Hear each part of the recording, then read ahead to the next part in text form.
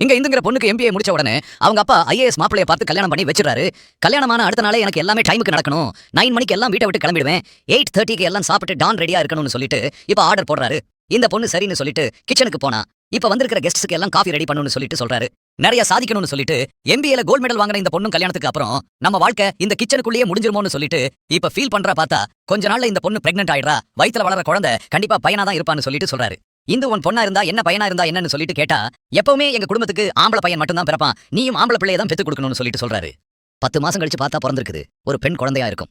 பெண் குழந்தை பிறந்திருக்குன்னு தெரிஞ்ச உடனே அந்த குழந்தையோட முகத்தை கூட பார்க்காம அங்கிருந்து கோவமா கிளம்பிடுறாரு. இப்ப இந்த குழந்தைய வீட்டுக்கு தூக்கிட்டு போயிடுறாங்க. பார்த்தா அந்த குழந்தைய ஒரு வாட்டி கூட தூக்கி இருக்க மாட்டாரு. எனக்கு ஆம்பளை பையன் வேணும்னு சொல்லிட்டு திரும்பவும் அந்த பொண்ணுகிட்ட அப்ரோச் பண்றாரு.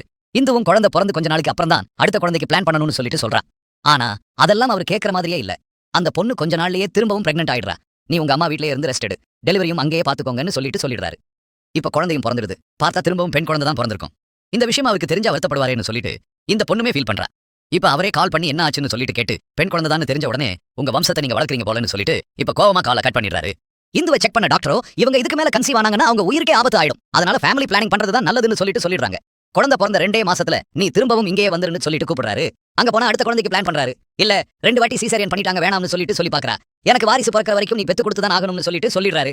இப்ப அடுத்த வாட்டியும் கன்சீவ் ஆகி எப்படியோ ஒரு வழியா ஆம்பளை புள்ள பிறந்துருது.